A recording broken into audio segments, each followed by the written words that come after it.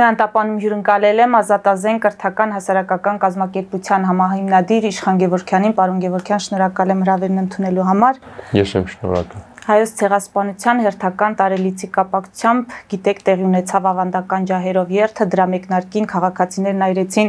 Ադրբեջանի եւ Թուրքիայի դրոշները, Հայաստանի վարչապետը դատապարտել է այս արարքը։ Ինձ հետաքրքիր է ձեր դիրքորոշումը, քանի որ քաղաքացիները հիմնականում մեծ հասակակից են կամ մեզնից փոքր են, ես ուզում եմ հասկանալ, ձեր համար հասկանալի է այդ արարքը, արդյոք դա էմոցիոնալ դրսևորում է, թե այնուամենայնիվ ուղերձ է աշխարհին, եթե ուղերձ է, ապա մենք ինչ ուղերձ ենք այդպիսով տալիս աշխարհին։ Ամենասկզբից ասեմ, որ ինձ դուր չի գալի, որ այդ մի բանը տասնյակ տարիներով կար, հիմա դառել է շատ քննարկման առարկա, այսինքն դրա շուրջ է ողջ դիսկուսը, ոչ թե իրական են խնդիրների, ինչ որ մենք ունենք, նույն այդ ցեղասպանությունը, որ դրան գնահատական հստակ չի տրվել, պատիժ հատուցում չի եղել, դրա պատճառով առաջացել է նոր ցեղասպանություն, նոր զոհեր, դրա փոխարեն մենք ինչ որ մի հատ էպիզոդ ենք քննարկում։ Կարամ ես իմ կարծիքը օրինակ ասեմ,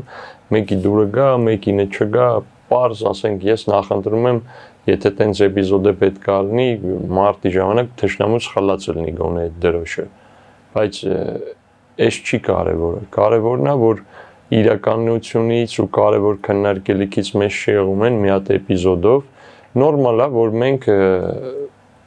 ինչ որ միջոցառում կազմակերպենք, որը ինչ որ տարեր կպարունակի, որ այս ամեն ինչի հետ մենք հաշտ չենք, համաձայն չենք ուզում սենց լինի, պետքա պայքարենք, ու նորմալ չի, որ մի հատ էպիզոդը դառնում է այդ ամեն ինչի քննարկման առարկան։ Ես որ կազմակերպեի, կարող է ուրիշ ձև կազմակերպեի։ Բայց խնդիրը այնտեղ է, որ 2 տարի առաջ եղել է էթնիկ զտում, որը ցեղասպանության տեսակ է, ու դա եղել է այն պատճառով, որ այն հին ցեղասպանությունը մնացել է Մարսելի։ Որ Մարսելի չլներ, ոչրագործը չէր կարծի, որ ինքն է կարա բախտը փորձի։ Հենց դրա վրա պետք է մենք ազգովի կենտրոնանանք։ Ամեն պայքարող կամ ջահ կրող երիտասարդ պետք է կենտրոնանա, որ օրը գա կարող է այդ ջահը փոխարինի զենքով։ Ես գիտեմ, որ դաշնակցականների մեջ է, մասնակցողների մեջ է լիքը այդպիսիները կան։ Բայց մենք պետք է ձգտենք, որ բոլորը այդպիսին լինեն։ Ու այդ ուղղությամբ է, որ պետք է ջանք տնենք, Ազատազենն էլ հենց դրան է նպաստում, ոչ թե բանին, էլի իրար դեմ դուրս կանք լավ արիք դրոր։ Կարան քննարկեն ճիշտ էր Ադրբեջանի ու Թուրքիայինը, թե Պակիստանինն է վառեինք։ Դրան կանդրադառնանք Ազատազենին էլ իհարկե, պարոն Գևորգյան, սա կարևոր է այն իմաստով, որ եթե այդ գործողությունները չարվեին, այսինքն ինչու ուշադրություն դարձվեց, որովհետև կազմակերպիչները, որոնք հանդիսանում են ընդդիմություն այս իշխանությանը, ասում են այս իշխանությունը ուրանում է եւ այսպիսով մենք ցույց ենք տալիս, որ մենք կանք չենք կիսում իշխանության դիրքորոշումը, դրա համար էլ դուք միշտ լինելու եք մեր թշնամի եւ մենք այրելու ենք ձեր դրոշները։ Դուք նաեւ ասացիք, որ սա կոնկրետ խնդիրներից շեղում է։ Հիմա այս շեղումը մենք կարող ենք ասել, որ երկու ստեյք է իրականացվում եւ իշխանության կողմից եւ ընդդիմության կողմից եւ երկու կողմի բերած թեզերն էլ այս խնդիրների հետ կապված, դրանք պարզապես շեղելու միտում ունեն, իրենք մտածածին են կամ այդքան էլ կարևոր չէ։ Այդ process-ը կատարվել է տասնյակ տարիներ առաջ է, նույն կազմակերպողները երբ որ եղել են թե իշխանության մաս, թե ընդդիմության մաս, այսինքն իրենք միշտ մոտավոր նույն ձևով կազմակերպել են ու մեկը իմ սրտով է կազմակերպել այդ ամեն ինչի չհաշված դետալները, էլի։ Իսկ այսօրվա ընդհանուր երկրի ղեկավարությունը թե ինչ անում, ղեկավարություն ասելով բոլորը ովքեր ներսում են, էլի, մենակ կառավարողները չէ, իրանց ընդդիմադիրներն։ Ես իրանցից չեմ հասկանում մենք ուր ենք գնում։ Այսօր օրինակ առավոտյան նայում էի Կարեն Վարդանյանի հարցազրույցներից մեկը 20 թվականի հուլիսյան մարտերի էպիզոդներից էր պատմում ու ասում էր, որ մենք եթե ուզում ենք Արցախը մնա, Հայաստանը մնա, ոնց որ կատաստրոֆա չունենանք, մինչև պատերազմներ ասում էր, հենց հիմա մոբիլիզացիա պետք է հայտարարենք, որովհետև այդ ոնց որ կծիկը գլորվելով գալիս է մեր վրա մեծանալով ծնագունդը։ Մարդը հստակ ասում էր։ Հետո ես հիշում եմ, որ 20 թվականի մոբիլիզացիան էլ էր աշկաչափով, ով մոբիլիզացվել էր իրենց գիտելիքներն էլ էր աշկաչափով, հիմա լրիվ նույն վիճակն է։ Ու փոխանակ այդ բարձրաձայնվի, ինչ որ ամեն ինչ բարձրաձայնվում է բացի դրանից։ Այն նույն ոստիկանները օրինակ ովքեր հիմա ինչ որ մանր կամ մեծ ցույցերի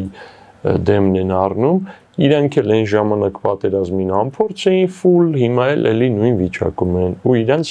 կամավոր պարտադիր մեթոդով առաջինը պատերազմ տանում են կամ գնում են նրանք էլի։ Այն քաղաքացիները, ովքեր ընդդիմության կամ իշխանության մի մասն են, իրանք էլ են անփորձ ու էլի էթալու են նույն վիճակն է դառնալու ինչ որ 20 թվին։ Պատերազմի հոտն է անընդհատ գալիս է, ես իմ կարակում են մեր հայրենակցի տանը, այդ նույնն է, որ կարագել են ձեր տանը։ Ուղղակի ձեր տունը սահմանից մի քիչ մոտիկա չի կպնում, հələ կամ իմ տանը է։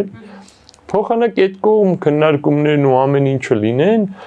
մեզ լրիվ ուրիշ բաներով են շեղում։ Այդ երթը միշտ էլ եղել է։ Հիմա ասենք կենտրոնանանք, քննարկենք, վատ էր, լավ էր, բոլորը իրենց պարտն են համարում, ինչ որ մեծիկ կարծիք ասեն դրա մասին Facebook-ում։ Ես օրինակ իրենց տեղը որ երկուսի էլ լինի, հիմա բանին Հնդկաստանին ինչ որ քաջալերելու կոչ կանեի, գիտեք Պակիստանի այդ դեպքեր են սկսել, որտեվ դաշնակցի վարք ունի կամ նույնիսկ դաշնակից է Հնդկաստանը մեզ, պետքա ցույց տանք մեր դիրքորոշումը ում կողմից ենք։ Հիմա ես իմ եթե կլինեն հնդիկներ, ովքեր հետ են գնալու կռվեն, ես ընկերական իրենց կմարզեմ սրտանց ու կճանապարհեմ, որովհետև մենք այն մեր զենքերի բացը, որ մի քիչ լրացրել ենք, այդ երկրի շնորհիվ ենք լրացրել ու մենք պետք է կարողանանք աշխարհում նորմալ ընկեր լինել, որ մենք մեր տեղը ունենանք։ Հիմա խնդիր ունի մեր ընկերը, իսկ այն ում այդ խնդիր ունի, մարդեր ղրգե մեր դեմ կռվում էին, ճիշտ է։ Երկու կողմն էլ, ընդ որում որը շուտանի, այն էլ բալ կփախցնի, էլի սենց ասած քաղաքական։ Կանգնեն ասեն, որ մենք հնդիկ ժողովրդի կողքին ենք, իրենց արդար պայքարում, այդպես բաներով պետք է զբաղվեն, իսկ հիմա որ բացեք քննարկում են դրոշը Թուրքիայի աչից էր ճիշտ լինի Ադրբեջանը ձայ, ինչ տարբերություն։ Կարան գետի հանեն, մյուսը ջահերը քննարկեն, դա հեթանոսական տարբերակում է, թե չէ։ Մենք որ արշավ էին կարել, մեծ խարույկ էին կարել, մի քանի հոգի ինձ հարցրեց, ինչ որ էս հեթանոսական ժեստը, մենք ասում եմ խարույկ է, ինչ եք ուզում ինձնից։ Այդ կարևորը անկարևորից զատել պետք է սովորենք։ Այսինքն մենք ողբերգության ամբողջական պատկերը չենք հասկանում եւ չենք ընկալում խորությամբ։ Դե վերջի ողբերգությունը Արցախի հետ կատարված իմ հոգուս դուրս չի կարող գա խանգարում է ինձ ապրել, բայց որ նայում եմ Հայաստանի իրականությանը, տենց չի, այդ 8-րդական հարցի են վերածել։ Ես իմ չէ, որերորդ տեղում է Արցախի խնդիրը։ Մենք ամեն ինչ պետք է անենք, որ իրանք Շահումյանի հայերի պես, Սիրիայի հայերի պես չթողեն գնան, մենք դա չենք անում։ Արդեն կան Արցախից եղբայրներ, ովքեր ռուս-ուկրաինական պատերազմում են զոհվել։ Մենք մեր տեսակի հայերի հանդեպ, որոնք էթնիկ զտման են ենթարկվել, փանթի վարք ենք ցուցաբերում որպես հանրություն։ Ես ու դուք չէ։ Ընդհանուր հայ ազգը, եթե վերևից իրանց նայես։ Դա 30 տարվա արդյունք է, 30 տարվա քաղաքականության արդյունք է, ինչ եք կարծում, պարոն Գևորգյան, որովհետև կարծիքները տարբեր են։ Ոնց խորանում եմ, ոնց որ մենք լավ չիմանանք ուր ենք գնում որպես ազգ։ 30 տարվա ընթացքում կարող ենք ասել, թե վերջին ուր ենք գնում։ Մեզ հարց է տրված։ Ինչ ենք ուզում, ասենք ցեղասպանությունից սկսած, թե ինչի ենք ուզում այդ հատուցում, ամեն մեկը իր պատկերացումներ ունի։ Հայաստանով ինչ ենք ուզում անենք, ես հիմա մի հատ իրական Հայաստանի թեզ կա, այդ իրականը ոնց ջոգինգ որն է իրական, ինչքան կարանք սխմով ենք էլի իրականով, որ երիտասարդ մարդը իմանա ուր է գնում, ջանա։ Օրինակ Ազատազենում մենք գիտենք ուր ենք գնում, ընտի ստացվում է։ Մենք գիտենք ուր ենք գնում, ընտի ստացվում է։ Բախում մենակ գիտեք որ կետերում առաջանում, որ դե Ազատազենը մեր մեծ երկրի ինչ որ մի մասն է, չէ՞։ Այ երբ որ մտածում ենք որ մասն է, ինչին պետքա ծառայի ու մեծ երկրի պատկերացումը հստակ չի երևում, մտեղ է բախում առաջանում։ Թե չէ մենք ինչ ենք ուզումով հստակ գիտենք ու այդ մեր 4 տարվա ճանապարհը անցած ցույց է տալի, որ երբ որ հստակ գիտես, մեծ բարձունքների կարաս հասնես։ Հիմա եթե Հայաստանը հստակ որոշում ունենա, ընդունի, որ մեր վրա անընդհատ հարձակվելու են ու ավելի լավ է լինել ուժեղ քան թե թույլ, շատ կարճ ժամանակում կարա կազմակերպի լրիվ ուրիշ մակարդակի մոբիլիզացիոն ռեսուրս ունենանք, որն էլ իր հերթին կապահովի մեզ նորից կորուստներ ու ողբերգություն չունենալուց։ Սենց էլի պունկտեր կան, որ պետք է հասկանանք ու կկարողանանք արդեն տենանք ուր են գնում, հիմա գնում ենք սենց շոշափելով, էլի, իսկ ազատազենով հստակ որոշում ունենք այդ ամենը նորմալ պետք է դարձնենք, պետք է տասնյակ հազարավոր հայեր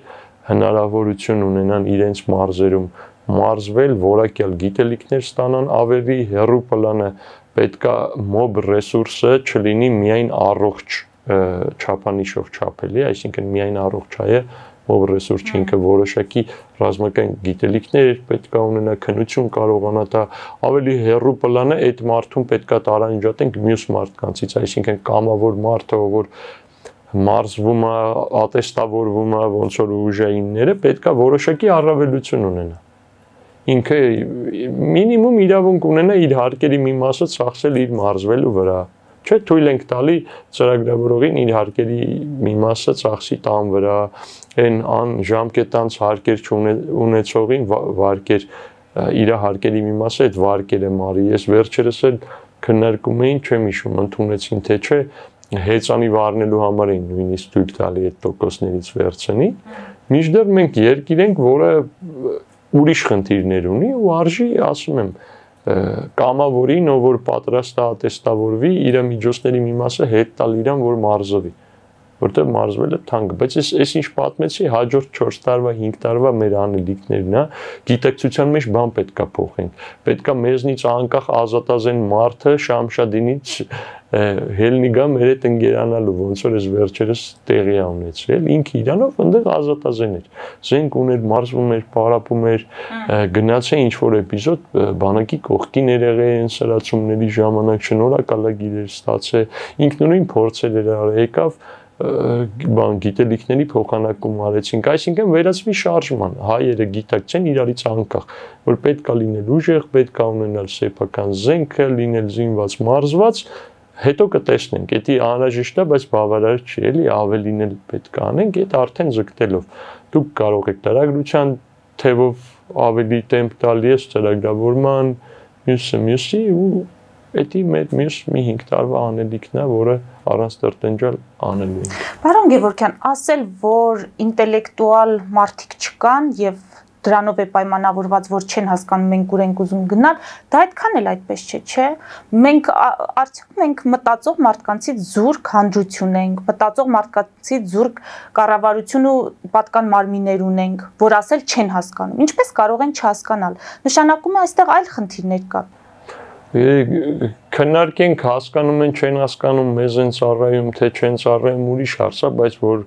պես երիտասարդ մարդ, որը էլի տենց իր նման ընկերներն ունին բազում, ցեզ վստահեցնում եմ, որ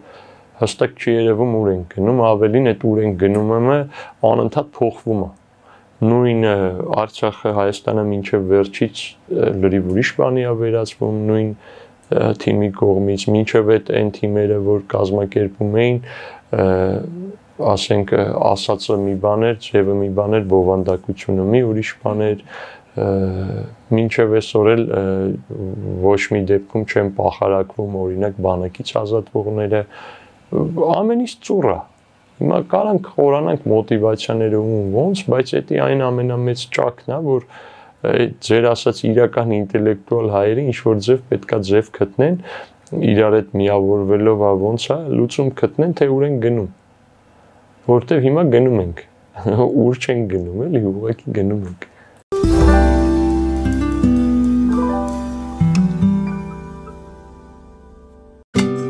Ինչ է պետք տունը, առանձնատունը կամ ամառանոցը հաճելի, հարմարավետ դարձնելու համար։ Ճիշտ ընտրած կահույք, օրիգինալ դեկորներ, հյուրերին ընդունելուց գեղեցիկ սպասք, գուցե նոր սփռոց։ 60-ից ավելի ճանաչված եվրոպական բրենդների ինքնատիպ, չկրկնվող եւ մատչելի ընտրանին Fortuna Home and Country House խանութ սրահում։ Նորավոճ սպասք եւ կահույք հորեկա բնագավառի համար, տեքստիլ, տնտեսական ապրանքներ, ամեն ինչ գեղեցիկ կյանքի համար։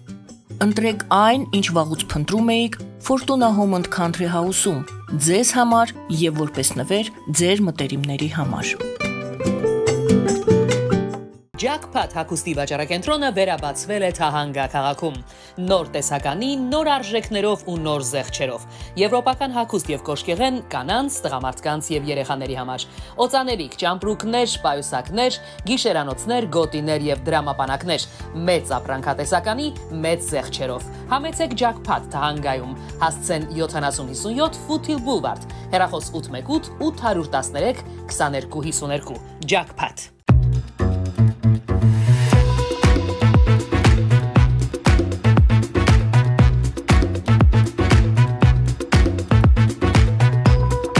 Արարատ ռեստորան, ընտանեկան եւ ընկերական ժամանցի լավագույն հասցե, սիրված արտիստներ, հյուրընկալ մթնոլորտ, հարուստ ճաշացան, անմահական խորտիկներ, Արարատ ռեստորան, հասցեն անփոփոխ, սիրով սպասում ենք ձեզ։ Ավելի քան 11 տարի Աքսիոմեդ վնասվածքաբանական վերականգնողական բժշկական կենտրոնում գործում են հենաշարժիչ համակարգի խնդիրների լուծման բոլոր ժամանակակից մեթոդները։ Հասցե Երևան, Տերյան փողոց 3 շենք, 42 տարածք, հեռախոս 010 522 882, 091 522 882։ Լավագույն պաղպաղակ, բնական, համեղ եւ մատչելի գներով պաղպաղակը կարող եք ձեռք բերել բոլոր հայկական խանութներում։ Պահանջեք հայկական պաղպաղակ, Թամարա պաղպաղակ։ Glendale West Pharmacy, ձեր ուղեկիցը տեղերի աշխարհում։ Ունեք հարցեր, զանգահարեք 818 548 5157 հեռախոսահամարով կամ այցելեք 1109S Glendale Avenue, Glendale CA 91 205 հասցեով։ Նոյան տապանի վազող տողում հայտարարություններ տեղադրելու համար այցելեք Երևան Իսահակյան փողոց 28 3-րդ հարկ կամ զանգահարեք 055 50 90 50 +1 818 967 567 կամ էլ կապվեք կոնտակտ Շնիկ NTM էլեկտրոնային հասցեով։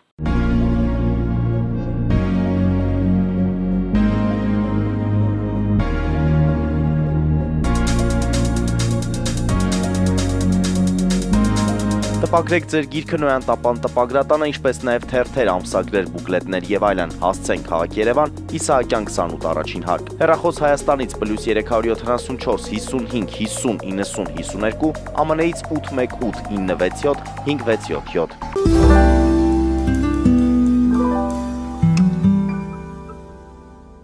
Չէ, ես ուզում եմ հասկանալ ձևակերպումը, եթե չի տալիս իշխանությունը, պետք է իշխանափոխություն լինի, որովհետև եթե լսում ենք ընդդիմություն կամ այս իշխանության քաղաքականությունից դժգոհ մարդկանց, հանրային այդ թվում գործիչների, նրանք պատկերացնում են միակ լուծումը փոփոխությամբ, որովհետև եթե այս մարդիկ այս խնդիրներով հանդերձ չեն փոխում իրավիճակ, նշանակում է պետք է լուծումներ լինեն եւ լուծումը իշխանափոխություն է, կան ձեր ասած հասկացող մարդիկ, կան ձևակերպումներ տվող մարդիկ, կան կոնկրետ նպատակներ ունեցող մարդիկ, որովհետեւ իշխանությունն էլ իր բացատրություններն ունի։ Մի օր ասում է աշխարհակաղակական զարգացումներով են պայմանավորված իմ դիրքորոշման փոփոխությունները, մի օր ասում են դուք մոռանում եք, որ մենք Արցախ ենք կորցրել պատերազմում, ծանր պատերազմում ենք պարտվել։ Առանց հստակ օրենք գնալու փոփոխությանը ես դեմ եմ զուտ հին եղածը փոխելու նպատակով մի անգամ դա եղել է, այդքան է հաջող չի ստացվել մեր ազգի մոտ, բայց բանը միանշանակ սենսը չի կարա մնա էլի, այս տարբերակով ոչ մի լավ տեղ չեն գնալու, էլի գալու եմ Կարեն Վարդանյանին, որ ոնց որ Արհավիրքը ինքը բոլորից շուտ էր տեսել, ասում էր այն ժամանակ մենք հաղթած այդ հուլիսյան մարտերում էլ ինչ որ առավելություն էինք ունեցել, էյֆորիայի մեջ հեղափոխությունը նոր եղած, երևի այդ հաղորդումը լրիվ ուրիշ ձև էր նայվում, մարդկանց խորհուրդ կտամ այդ հաղորդումները գտնեն, մի քանի հաղորդում նայեն էլի, հիմա ես չեմ ուզենա Կարեն Վարդանյանի հետ համեմատվեմ, բայց ես հաստատ զգում եմ, որ այս վարկին մնալու դեպքում նոր Արհավիրք է գալու,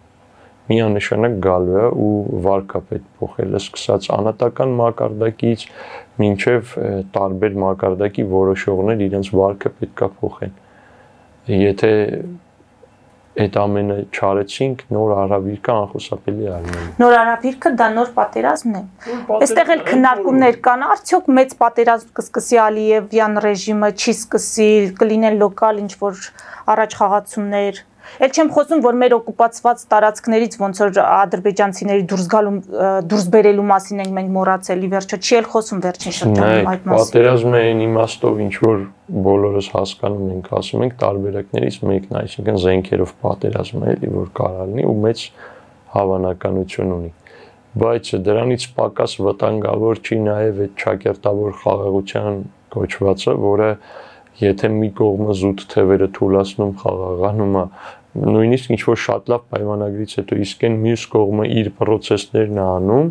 դեմոգրաֆիան փոխելու, ինչ որ տարբեր բաների լինում է, էլի պատերազմ, ինչ որ ճակերտավոր խաղաղ գործիքներով, դրան մեկ-մեկ հիբրիդային են ասում, որը էլ ավելի վախենալու է չկողնորոշված ազգի համար, քան զենքով պատերազմ, որովհետև զենքով պատերազմի ժամանակ ինչ որ միասնության դրսևորումներ միանշանակ մեր մոտ լինում են։ Իսկ այդ ժամանակ լրիվ ուրիշ վիճակ է լինելու, որին էլ ավելի պատրաստ չենք մենք։ Մենք ամեն անհատ կարա իրան նույնիսկ հարց տա, պատրաստ է այդ խաղաղությանը, ոնց ենք փոխհարաբերվելու, իսկ եթե թշնամու ուղեղում իրենց 100-ամյա պլանները միևնույն է կան, չէ, որովհետև օրինակ մենք հիմա լրիվ հաշտենք, որ Թուրքիայից տուրիստներ են գալի գնում, ես տեսել եմ էլի ու ոչ մի վատ բան չեմ արել, ավելին կարծում եմ չի կարելի անել, եթե սահմանից ներս մեր մի եղբայրը թողում է իրենց, մենք ներսում իրավունք չունենք նեղացնելու։ Ուրիշ բան, որ բոլորը որոշենք ոնց ենք վարվում։ Տենց մի տուրիստ եկել էր Արցախի հայաթափումից մի ամիս առաջ Հայաստան, տենց բթով կանգնացնում էր ավտո, կանգնե հարց ու փորձ անելով տեղափոխել են։ Խաղաղությունը ճակերտավոր որ կա, դրան էլ ավելի պատրաստ չենք մենք։ Առևտրային պատերազմներ կարան հտելեն, առանց անունը պատերազմ դնելու, դեմոգրաֆիական process-ներ կարան լինեն, որովհետև մենք տենց էլ բանը ծնելիության մակարդակի ինքնաբավության չենք բերել ու ամեն տարի պակասում ենք։ Եվ միշտ պատրաստ ենք անհրաժեշտ պահին մեկնել հայրենիքից վերցնելու մեթոդն է, որ անընդհատ որակով ընկնենք։ Օրինակ խելացի պետությունները լավագույններին զոհելով չի որ պատերազմ են փորձում հաղթեն, ասենք ամենաանպետք հանցագործներին են կիրառում, որ ցմահդատված են կամ հաստատ են ամենապիտանիներին չի որ առաջինը մարտին նետում, նույնիսկ որոշներին չեն է թողում մարտին նետվել, ինչ որ վրեքը բռոնյաներ են դնում, իսկ մենք ամեն գոնե իմ կյանքում ինչքան ես հիշում եմ, ամեն անգամ սերուսքն է գնացել։ Ու տեղից սկսած խնդիր ունենք։ Հիմա իշխանության հայտարարած խաղաղությունը շատերի համար ընկալելի չէ, բայց ամեն դեպքում ինչ է կարծում, ինչ տարբերակով է հնարավոր խաղաղություն, իշխանության խաղաղությունից տարբերվող խաղաղություն այս հարևանների հետ, Ադրբեջանի եւ Թուրքիայի, եւ արդյոք իսկապես պետք է լինեն կարգավորված հարաբերություններ հարևանների հետ, որպես հարևան, եթե դիտարկենք, ոչ որպես թշնամի։ Մենք պատմության ընթացքում այս պահին եղած 4 հարևանների հետ էլ պատերազմներ ունեցել ենք, Վրաստանի հետ էլ, Իրանի հետ էլ, մի քիչ հեռու հարևանների հետ էլ ենք ունեցել, ասենք Իրաքի հետ են վաղ Բաբելոնա կոչվել, Ռուսաստանի հետ Մենք պետք է իմանանք մեր պատկերացած խաղաղությունը ոնց է։ Միանշանակ ես բոլոր դիտողներից շատ եմ ուզում խաղաղություն, բայց այդ խաղաղությունը ձև ունի։ Հանձնվել է անունը դնել խաղաղություն չի կարելի։ Խաղաղությանը պետք է պատրաստ լինենք, հաշվի նստենք ովքեր են մեր հարևանները, սենց որ էսենց անենք ու էլ թշնամանք չլինի, դա չի լինելու, ավելին ինչ որ գործիքներով կարելի է թշնամանքը բորբոքել նորից ոնց որ եղավ 88 թվականին։ Մենք միշտ պետք է պատրաստ լինենք, որ կարողանանք արժանապատիվ խաղաղ ապրել։ Ու այդ ճանապարհը բռնելուց նույնիսկ ինչ որ պայմանագիր է պետք չի։ Չկար, չէ՞, մինչև 20 թվականը որևէ պայմանագիր, բայց ապրում ենք ինչ որ ձև։ Չէ՞։ Եթե մենք ճիշտ ապրեինք, այդ process-ը էլի կերկար էր։ Եթե մենք ուժեղ լինեինք, պատրաստված լինեինք, բանակը իր տեղում լիներ, քաղաքացիները իր տեղում, քաղաքական գործիչները, ուսանողները, այդ բոլորը եթե իրանց տեղում լինեին, այդ վաղ պայմանագիրը պետք չէր լինի։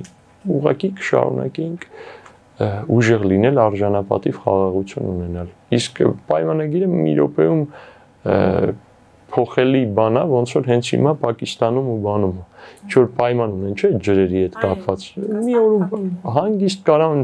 որոշեն, ես իմ էկոլոգները գան Շուշիի ճանապարհը փակեն։ Լիջանի մասով կարան մի բան որոշեն, անընդհատ մի բան որոշելի է։ Չէ՞։ Եվրոպայում կանոն կա, որ արճիճով ворց են անում, բնությունը թունավորվում է, խիստ արգելքներ կա։ Կարան ասենք հնարեն, որ մեր մոտից թռնող լորերը Թուրքիա արճիճով վիրավորված են, թունավորում ենք։ Մենակ դե ցանկանան մի բան հնարեն, այդ խաղաղության թուղթի վերջը գալը մի վարքյան է։ Ձեր խոսքում անընդհատ կրկնեցիք պատրաստ լինել։ Պատրաստ լինել պատերազմի, թե պատրաստ լինել ըստ արժանվույն պաշտպանվելու։ Այստեղ ուզում եմ հասկանալ, տարբերություն կա թե չկա, որովհետև երբ որ զենքերի գնում էր իրականացնում Հայաստանը, ես հանդիպում էի այդպիսի քննարկումների, որ ձեռք ենք բերում ընդամենը պաշտպանական զենքեր։ Մենք չենք պատրաստվում հարձակման, մենք չենք ձեռք բերում հարձակողական զենք։ Հիմա որպես նաև ոլորտի մասնագետ այս հարցին այստեղ տարանջատում դնել, թե չդնել, պատրաստ ենք պատերազմի, թե պատրաստ լինենք պաշտպանվելու։ Հիմա պատրաստ լինենք պաշտպանվելու գոնե պետք է ասենք ու դրան պատրաստվենք, դրա կարիքն ունենք։ Այսինքն սկզբից ընկածից կանգնել է պետք, այդ ընկածից կանգնելու process-ը պաշտպանական պոտենցիալը բարձրացնելն է։ Երբ որ մենք խելքի կգանք, դրանից հետո կգանք այնպես բաներ կունենանք, որ անունը կդնենք էլի պրևենտիվ հարված կամ բան, բայց արդեն հարձակողական մի բան կունենանք,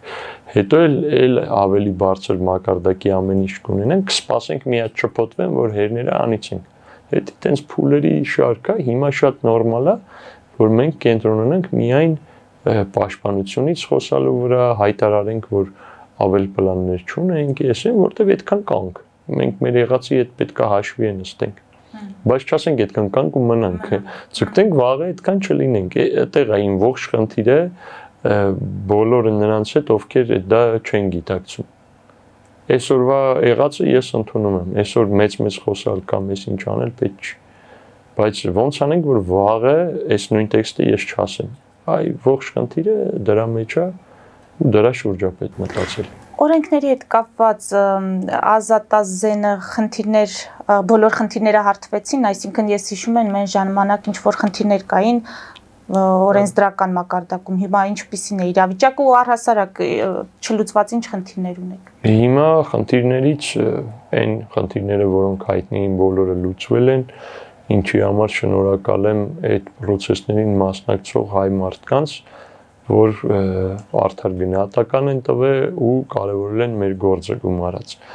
Հիմա առաջ գնալու համար տեմպը գոնե ինձ չի բավականացնում։ Հիմա process ունենք Վանաձորում, որ պետքա հողի հարց լուծվի, որ ընդեղ էլ կարգով հրաձգարան լինի, որ մարզվենք, ընդեղ անհարկի ձևի ձգձգվում է, հուսով եմ այդպես չի շարունակվի։ Նաև դիմել ենք, որ բոլոր մարզերում մեզ հող տրամադրեն, որ այդ մեր ռազմավարությունը իրականացնենք, ամեն մարզում ունենանք, որոշ տեղերից շատ առողջ արձագանքներ ունենք ու դրա հետևից գնալու ենք։ Միակ բանը այդ process-ներում ասում եմ տեմպն ու բյուրոկրատիան է, որ դուրս չի գալի, որովհետև դեռ հակառակ տրամադրված մեկին չեմ հիշում էլի, ես վերջի կոնե մի քանի ամիսներ փուլում, որ գնանք մոտը այտենց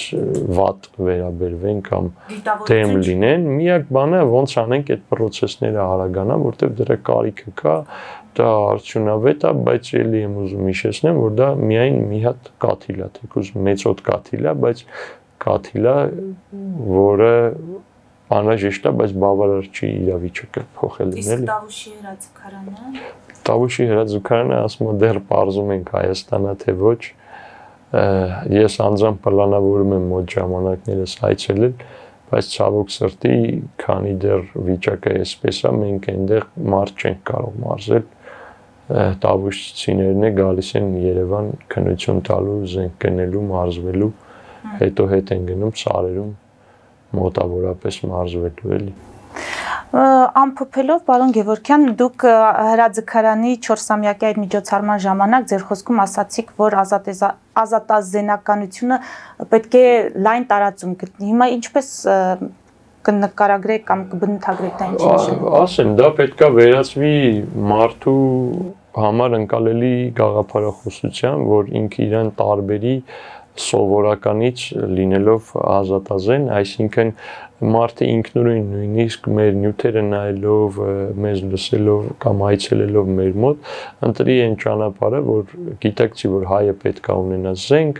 այդ զենքին տիրապետի, մարզված լինի, պատրաստ լինի կարճ ժամանակ հետո կանգնելու իր երկրի պաշտպանությանը, որովհետև այդ պաշտպանությունը կարող է կարիք լինի անել հենց իրենց բակում, ընդունի մեր իրավիճակը, որտեղ ենք գտնվում, ըստ դրա քայլեր անի։ Ու աջակցի մեկ ուրիշին, որ ընտրել է այդ ազատազենական ճանապարհը, ոչ թե ուղղակի սպասենք տենանք ինչա լինելու, մի հատ է տոմս պահենք մեր ձեռը, որ համահելավ արագ արտագաղթենք, էլի։ Ազատազենները նմանին պետք է աջակցեն, օգնեն, այն ինչը ինքնուրույն մենք սովորել ենք 6 ամսում մի օրում տանք սկսնակ ազատազենին, որ առաջ գնա ու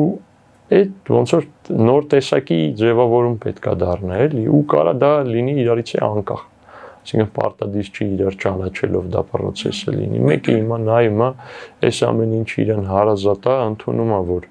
նորմալ չի ինքը անզենա, հենց վաղվանից սկսի զբաղվել իր զինվելով, որտեղ զինվելու ժամանակը վաղուց եկել է։ Դրանից հետո մարզի իր բարեկամներին, երեխաներին, իր 14-ից մեծ երեխաներին լավ ասում, որ ինքը չխախտենք, ու դառնա դա գաղափարախոսության պես մի բան, որ անկախանա ինձնից, Երևանի ազատազենից, իմ ընկեր Նաղաշից, մեր մյուս ընկերներից, որտեղ մենք այսօրվա իրականությունը այնպես է, որ վաղը հանգիստ կարող ենք չլինել,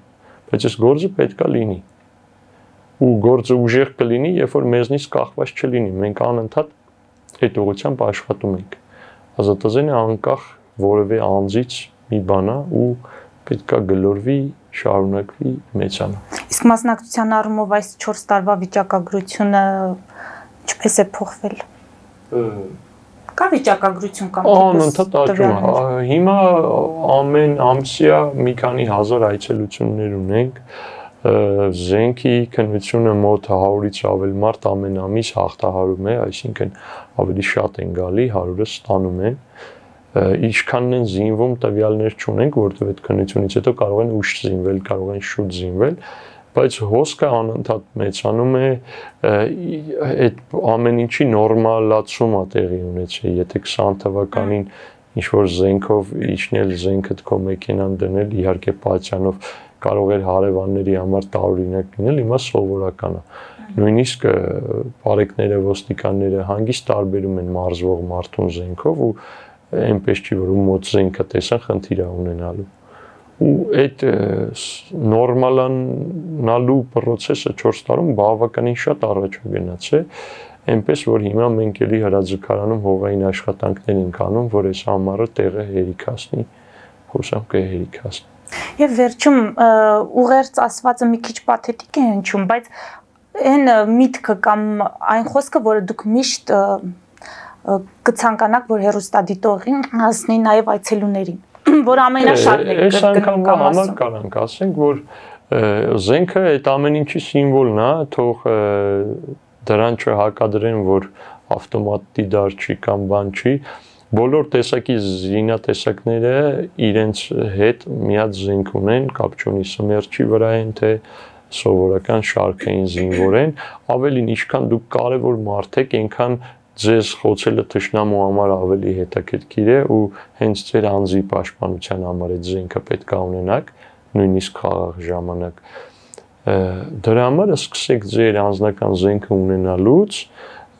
հետո արդեն ինչքան ավելիին եք դուք ընդունեք, դուք էլի կգնաք այդ ճանապարհով, բայց ունեցեք այդ սիմվոլը, գիտակցեք, որ մենք միայն ուժեղ լինելով կարող ենք ապրել այս հողի վրա, այդ կետից իրար հետ սկսենք գնանք առաջ։